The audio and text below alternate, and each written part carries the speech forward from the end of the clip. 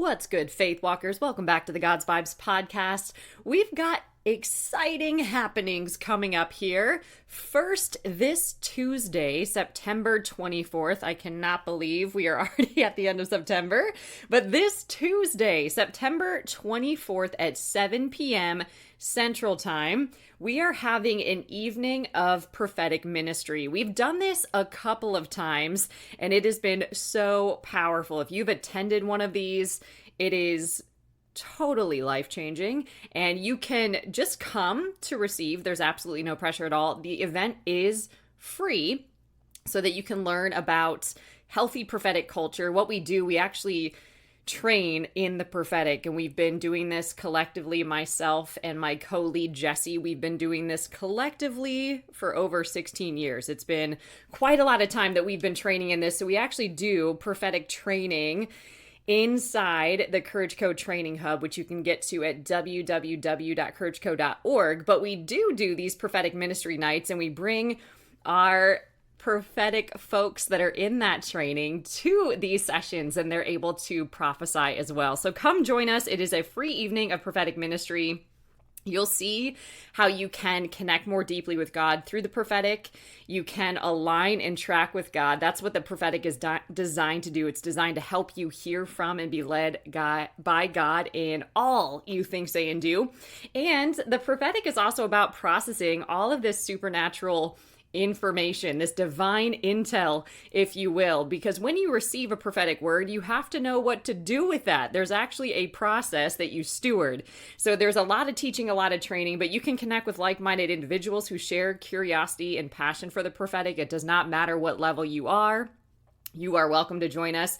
You can experience prophetic ministry by trained facilitators, and you can explore what healthy prophetic communities are and can look like. And you can also learn about our prophetic monthly training opportunities as well. So come join us. It is this Tuesday, September 24th at 7 p.m. Central Time. Okay? So exciting. We look forward to having you there. You can get there by going to www.courageco.org. Put that in a browser.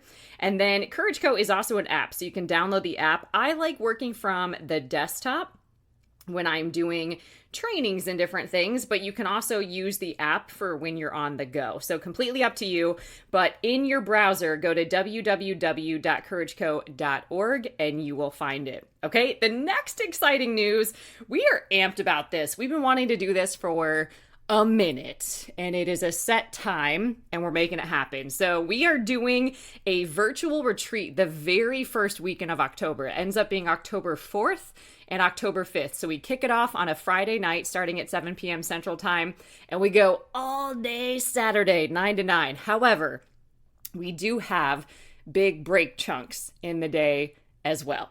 Okay? So this retreat is called R&R for your soul, because it is time to tend to your soul. Okay? This event is going to be a life-changing virtual retreat all on rest and renewal. We are not good at doing this in our culture, even as a believer or faith walker. So we do need some training on this. So you're going to come and learn how to balance work and rest, set healthy boundaries and powerful practices to nurture your soul. So when you leave, you can carry this into your life, okay? This is designed to be a lifestyle. And you can also connect with others that are on the same journey and discover the peace that comes from resting in God's presence. Come on. So during this retreat, you're going to experience undistracted time away from the stress of your daily life so you can hear from God. Even if he's felt distant lately, this is going to be designed to help you do that. You're going to hear from a diverse amount of speakers. They are dynamic. They are going to share very powerful testimonies, I promise you. And they have such beautiful perspectives that you're going to want to hear from. They have been walking with the Lord for a long time. They've got plenty of testimonies, and they are just going to impart their breakthrough straight to you. So you're going to hear from different speakers who understand your struggles and will point you to the truth. You're also going to be able to connect with others in a private space where you can just simply be yourself. And who knows, maybe you can make some new friends in there. And you're going to get equipped to enter the busyness of fall by receiving all of this content so you can come home and implement it after the retreat. So do not miss this opportunity to prioritize your well-being, refresh your spirit, and experience true rest in the middle of life's busyness. Get your ticket now to begin your journey towards a more rested, renewed, and spiritually vibrant life. Now I can feel you. I can already feel you. You're like, hold on. What if I already have some things on the calendar that weekend? Or what if I can't join all of the sessions? Or what happens if I am in a different country and those times just simply do not work for me? I get it. Here is what we are doing. When you register to be a part of R&R for Your Soul, we are going to have all of the replays available through October 15th. So here's what that can look like for you. You can actually listen to the replays. Okay, for a limited time, you can watch a replay a day, if you will. You can binge it over next weekend when you have some time, but you will have access to those replays when you register and purchase a ticket for R&R for Your Soul up until October 15th. So just because you've got something locked in or you can't join all of the sessions, do not in any way let that hinder what you are there to hear. Find a way to get in the room. Actually bring an accountability partner with you so that this person can hold you accountable post-retreat. Okay? So join us, R&R for Your Soul. You can use the link in the show notes to get access. If you are inside Courage Co, or if you're not, you can also go to www.courageco.org. And in the main Courage Co feed, you're going to see it, R&R for Your Soul, and all the links are there for you to get your tickets, okay? Go get your ticket. Now is a good time, all right? So those are two really big things that are coming up that you're going to want to make sure that you take advantage of, all right? Now, for the message today, it has seemed to me like a lot of people are in transition. Anyone? So I really wanted to offer some help. We have a lot of folks that desire to be entrepreneurs, are in the world of entrepreneurship, but haven't actually gotten paid yet for what it is they believe that they're called to do. We have some people that just haven't been able to find entrepreneurship sustainable, and all sorts of different areas in between, okay? Now, I wish somebody would have told me what I'm going to share with you today, okay? This is hard-earned wisdom. You're welcome. You are getting it for free, okay? This is a lot of information, but this will be very valuable if you hear me. When you know some of these stages of success that I'm going to cover, and I put success in, the quotes here, the little finger quotes, okay? Because actually inside Courage Co, we teach spirit-driven success. So that's not success by the world's design. But there are stages of success that we are going to go through, which can be really helpful depending on where you are in your journey. Because sometimes when we are venturing into unfamiliar territory and just frankly unknown territory, we don't know what it costs. We don't know what it costs to even count the cost. Right? We're just like, I want to be an entrepreneur. That sounds fun. That sounds like freedom's connected to that. Yay. No, you're going to work way harder than you've ever worked in your entire life. And all the responsibility is on you. Whereas if you work for somebody else before, usually it falls on the owner, not the employee. Okay. So it's really different. And the stages are rough for a long time. For a very long time. Okay, so I'm not going to sugarcoat it because I don't think that we get blessed that way. We get enabled that way. Enabled to be a victim, enabled to make excuses, enabled to have a pity party. And that's not how we grow. So I'm not even going to do that. I'm just going to cut to the chase, okay, with the message here. Now, we have had some folks, before I dive in, that have asked this beautiful question. We do this thing in Courage called bamboozling people, okay? We like to partner with Jehovah Sneaky and bamboozle people. What this means is we anonymously gift them access to programs. So we anonymously provide a scholarship so that they can complete the God's Vibes Mastermind. We anonymously give them access to the 30-day faith walking program, or sometimes it's even gone towards their Spirit-Driven Success Life Coach Certification Scholarship. If you didn't know, Courage Co is a training hub. This is a apostolic hub. It is a ministry of sorts, okay? And we provide a ton of free content. So a lot of you do receive this as you might go to church and you would sow into church. So if you are led to sow into Courage Co, we do encourage that because it goes right into blessing somebody. So there is a link below to do that. When you are inside Courage Co, in the left side menu, there's also a sow into Courage Co option. So if you are ever compelled to do that, I actually encourage you to do that. Not pressuring you to do that, but sow where you're being fed, sow where you want to go, sow as the Lord leads you to sow. Okay, just so people that were asking that's how you can do it. Okay, so let's dive into this message. Here's what I want to encourage you with. You will get to where you want to be. You will. Okay, but I'm going to help you see what this looks like by going over 5 stages of success that do not feel successful. They just don't. Okay. Here's a quote. When people think you're too much and misunderstand you, that's actually a requirement of being extraordinary. I was working with a client just the other day and we were coaching, and she was having a really tough time because she has lost friends. She is having a hard time in the workplace as a woman, as an immigrant, as I can keep going. There's a whole list that does cause issues in the workplace. And she's having a hard time stepping into a dream that's been forming over the course of us working together. And she's had this fear ever since she was a little girl that she's just too much and that she needs to tone it down and that she needs to basically sugarcoat things or, filter herself or mute herself down in order to be accepted by other people. And that's actually seemed to work and then bit her later. So she, for example, she would form a friend group, quote unquote, friends used lightly here, that seemed great. But when she needed help, needed support, was navigating a really tough thing, they weren't there for that. They just wanted to be like the fun, let's just go on an adventure kind of friends. They didn't want to do anything deep or meaningful. Okay. And that's hard. And she is now in her 40s. So this is something that she just doesn't want to be dealing with anymore. Okay. Now she has still got this fear of, I think I'm too much and I don't know what to do with that.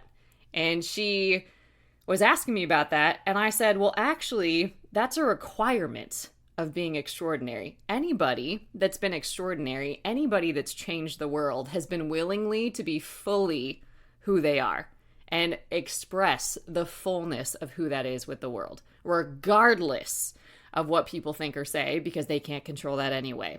What good do you get out of faking who you are in order to try to please somebody? You give them a version of you that's a lie.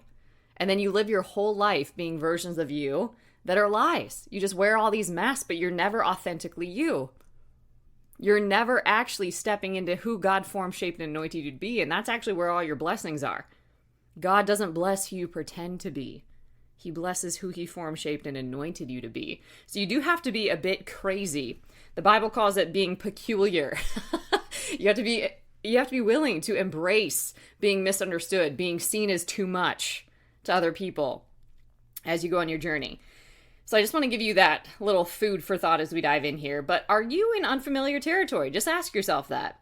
Something that I found incredibly powerful when this is true for me, and it's often true for me that I'm in unfamiliar territory, I'm in it right now, right, is to seek wise counsel and advice from those who understand the obstacles and challenges ahead because they've already navigated them. So Confucius has a proverb that says this: if you want to know the road ahead, ask those coming back. Okay, there's just so much wisdom. I've always found wisdom from mentors, whether that's been books, hiring coaches, going to therapy, having mentorship, having accountability around me. I have actively sought that out. Okay, even when it didn't seem like I had the means to do so, even when it didn't seem like it made sense to do so, I have actually sought that out because I know the value of it. Okay, and I found that new territory can seem even more challenging when we're oblivious to what will endure. And that's somewhat universal for a certain path. So for example, when people think you're too much and misunderstand you, that's actually a requirement of being extraordinary. For those that want to grow, if you can't build a vision of what's possible for them, they'll find somebody who can. So there's no benefit to you not playing full out, to you not showing up with the fullness of what God has given you. Setting boundaries, communicating directly, and making decisions for the highest good will cause you to lose people. It will. Okay? But leaders aren't supposed to be buddies and amicable. They're supposed to help you win and lead for the highest good. Okay? Leaders will always graduate into higher levels of working harder because freedom has a price. Leaders are always the ones that will work the hardest. Always. Okay? They're usually the ones that carry the vision that other people can't see yet. All right? And that can be isolating and really lonely at times. We have to be willing to go long periods of time without seeing results. And most people aren't patient enough to dedicate a decade or more of effort to what they want to create. Just do a little self-check there. Is that true for you? I know in the very beginning of my journey, there's so many things that I would count as failures, but I didn't know what it looked like to be an entrepreneur. I'd never seen anyone do it. Never. I didn't know what the cost was. I didn't know what it was supposed to look like, feel like, any of that. I didn't know just to keep going. I didn't have an advisor. I didn't see anyone model the way before, right? I started coaching back in 2008. So as you can imagine, I didn't see any peers getting coached, okay? I didn't see anybody trying to get out here getting coaching. I didn't see that. It wasn't something that's all over social media. There wasn't even social media. Okay, so it was a really, really tough thing. Now, what I thought might be helpful is giving you a dose of value, offering these 5 stages of success as it pertains to an entrepreneurship journey. But you can put this to a life journey or really any area of your life, a relationship journey. These can apply, okay? So just consider what makes the most sense for you. And some of you may intimately know these stages, or it could affirm the path that you're on, and others of you may come back to this for encouragement when you need it along the way. Okay, so let's dive into this. Stage 1, invisible. Stage 1 is you're invisible, okay? Feeling invisible looks like people disregarding you, people discounting you, or people simply don't even know you exist. They don't see you, okay? They have no clue who you are and what you're doing. You're irrelevant and anonymous as far as how other people are concerned. And this can be the hardest stage. And yet, this is where everybody begins. Everybody begins without a social media account. Everybody begins without having any followers. Everybody begins not knowing what in the world their mission is or their message is or how to articulate it. Everybody begins without having a single client. Everybody begins stumbling over how they're talking about who they are and what they do in the world. Everybody starts there, okay? And this can be the hardest stage, but everyone starts here. And this is the stage where nobody takes you seriously. You aren't quite out of familiar surroundings yet, so you might have family and friends questioning you, thinking you're nuts. Maybe you're joining a cult. They're doubting your vision. Right? And others simply don't even pay attention to you at all. Nobody is threatened by your progress or interested in copying you, because so many people do that when you start getting some traction. They just start copying you. And nobody's even competing or running with you. They're not interested. So this invisible stage is the hardest stage of life. And it's frankly the stage that most people never get out of, because we don't know how long it lasts. Okay? And they never leave this stage because that invisibility, that anonymity, the complete disregard for you causes you to start to believe that that's true. Well, if people don't think I'm valuable, I must not be. Well, if people aren't paying attention to me, then I'm probably not doing anything that's valuable, right? We start getting into our head, and you'll start thinking in interesting ways, and you might hear an inner dialogue that sounds like, I'll always be invisible. I'll always be average. I'll always be ordinary. No one's ever gonna take me seriously. But underestimated is really difficult. It's really difficult. And even worse than that is nobody estimating anything. Like they don't expect much from you. Okay? That's a really tough stage. But when you break out of invisible, you move into stage 2 where people start making fun of you. Right? It's like adding insult to injury. You went from I'm invisible, I don't matter, nobody cares, right? To now they're making fun of me. And that just doesn't feel helpful at all, right? But actually, this is progress, okay? So while it definitely doesn't feel like it, stage 2 is actually a great indication that you're making progress. You are now no longer invisible, at least to one prickly person or a handful. I call them prickly people, right? They're just rude, insecure, okay? Once you get some people making fun of you, like, he thinks he's so, isn't that cute? You see how bad he is at that? Did you see what she said? Look at what she's doing, right? When you get people starting to do that little stuff, whatever it sounds like, it's progress. And at this stage, you can discount all of that quote unquote feedback that's not constructive at all. It's just noise from insecure people around you being threatened by your growth. You're breaking out of the mold. Where you're breaking out of what's familiar, you're breaking out of what's been normal to you. And this, to be really honest, is a huge thing, and it's a massive compliment, okay? You're going in the right direction. And here's what's also true. Nobody making fun of you, particularly at this stage, is doing better than you, all right? They're feeling really bad about themselves, okay? And I've had some people say all sorts of snarky things in this stage that have, depending on where you are in your identity in Christ, depending where you are in your purpose and your mission and your confidence, it can be really debilitating. You might, if you're still in a people-pleasing stage or a codependent stage, you might be overly concerned with the fear of man and be locked into that. But you've got to be in a place where you have the fear of God, okay? So as you get out of this stage, you won't have energy in your life for people that poke fun at other people because you're too busy making progress. It's almost just like, trying to think of what the word is for this.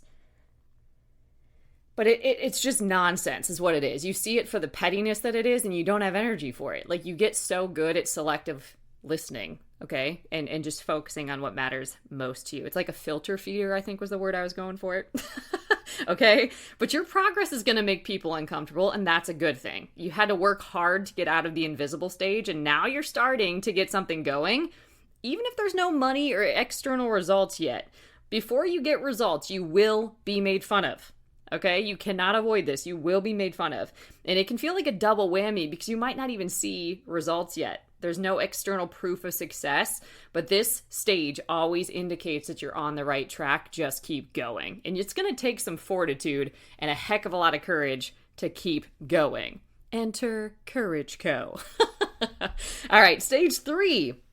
Here's where something different than just random people making fun of you. Now you've got critics that start to speak out, okay? And this actually might be worth paying attention to versus just dismissing and ignoring. So this is when people aren't just making fun of you and it's baseless, right? Now people are actually being critical of you, okay? So what this means is that they're saying something that could absolutely be true and constructive because they know you. They've had some level of experience with you. So they might say something like, hey, you're spending way too much time away from your family, or all you're thinking about is money, right? Or you're not paying attention to church anymore. You're so obsessed, or whatever it might be, right? They start actually making some sort of critique, okay? And it might even come across as an accusation depending on how people communicate, okay? And this is different than poking fun at you. It's actually deeper, and it's actually pertaining to something that you're doing. So most people in our culture call these people haters, okay? They're obsessed. The haters this, the haters that, right? Often, when people have haters, they advise that you should just use your haters as leverage. And so what that means is use it as, a means of motivation to drive you to push harder, right? And while that can be valid, it shouldn't just be your knee-jerk reaction, okay? The first thing to ask here is there any validity to what they're saying? Is this something that I need to hear? Even if they're being antagonistic in some way, is that something that you need to pay attention to, right? Because if God is allowing it, there might be something really valid there for you. So some people, like well-meaning people in our sphere, are justifiably concerned about some things we need to improve, okay? So these could be spiritual advisors, mentors, friends, peers, okay? People that love you should be allowed to critique you, okay? To give you constructive feedback, right? Because it's rooted in love. It's coming from love. It might not always be what you want to hear, but it's rooted in love.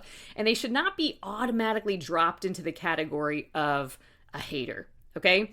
All criticism is not hate. Now, the vast majority of people are worried about what you're thinking about them, just in general. So people are not thinking about us as much as we like to think they are.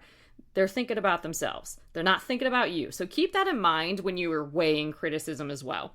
Trusted, wise counsel should be able to offer you constructive criticism feedback without you always feeling triggered or offended. It's not the world's job to tiptoe around our triggers. It's our job to be aware, to process them, to heal, and to learn from them, okay? So if you're at a critic stage, you're really doing something. And you need to distinguish, is this just a hater or is there a validity to what they're saying? If it hits home somehow or bothers you, maybe it's because there is some truth to it. Even if this person is trying to hurt your feelings, you can choose to leverage it to get better, okay? If it's just hate, just shake it off, right? Even Jesus modeled, shake off the dust and keep it moving. If people can't receive you, shake off the dust and keep it moving. And that's necessary to get to the next stage. Now, the next stage, you would think it gets better, but it seems to get worse before it gets better. We're at stage 4 now, and at stage 4, people use you. And I will tell you, as a servant leader, as somebody that is really giving and generous of time, energy, resource, so many things, without expecting anything in return, this is devastating. It is actually really soul-crushing and heartbreaking. People use you, okay? And this is something that you're going to have to get tough skin around. So people use you. They use you for connections. They use you for platform. They use you for relationships. They use you for credibility. They use you for your money. They use you for access. They use you for knowledge and wisdom. They use you for your brand. They use you for whatever benefits them. Literally. And that's the next stage of success. Stage 4 is people use you. This is heartbreaking, but oh so true, okay? And it can feel like a one-way street a lot. It feels like you're always contributing and giving without expecting anything in return. And then you encounter people who only give to make a withdrawal, or others who are much more blunt about what's in it for them. And that can be really disheartening and discouraging. So here's the great news. At this stage, you really learn how to distinguish when you meet new people. Who are they? Who are they? Why do they want to be around you? What's in it for them? Right? And that's actually part of being more successful. You have to know the difference between haters, critics, opportunists, and those that God sends. Those that are actually really meant to run with you. Okay? And then stage 5, thank God we get out of that stage. Stage 5 is people actually collaborate with you. And this is truly what makes these stages worth it. This is where you encounter those that are along for the ride. Kind of like your ride or die folks, right? And this is a small group of people who truly want to do life with you. Okay? So this is like having a really small inner circle.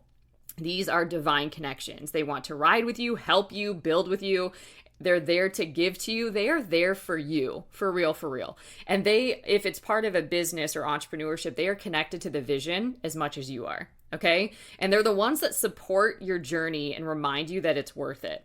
So stage 5 is beautiful. You never get where you're going alone. And these people are handpicked and orchestrated to be a part of the mission. And that is proven in time. You will see that and you'll know that. Because you really cannot do anything alone. You need the help of great people. You need mentorship. You need coaching. You need cheerleaders. You need people to tell you the truth. You need to be smart enough too, when they tell you the truth, not to just, slough that off as a hater or a critic, but listen and apply what they're saying to grow, because true people that love you will be willing to challenge you too. They love you, right? They're not going to enable you to do something that they know is not God's best for you. So when you're going through these 5 different stages, it's all forward progress, even when it doesn't feel like it or look like it. Your showing up is worth all of the effort. There's dreams fulfilled, divine connections, breakthroughs, transformations, and so many testimonies of possibilities that were once impossible that you set in motion just by staying the course. Just by staying the course and running your race. So I just want to encourage you today to keep going, to keep growing, and keep making dreams come true. And if you didn't know, about these stages, let that actually encourage you. The unfamiliar territory is going to be tough, but this is why you train. This is why you prepare. This is why you develop skills. This is why you get coaching. This is why you invest in having the right advisory board and team around you. This is why you lock arms with spiritual running buddies. This is not just cute. This is because the journey is long and it's hard and you've got to cultivate endurance. And this is not for the weak, right? It's for those that are going to run the race, right? To win. You've got to mature and grow up in Christ to really step into the fullness of what he has for you. All right. So if this is something where you're like, oh my gosh, I've got a lot of work to do, not all the work has to be heavy. It can actually be fun too.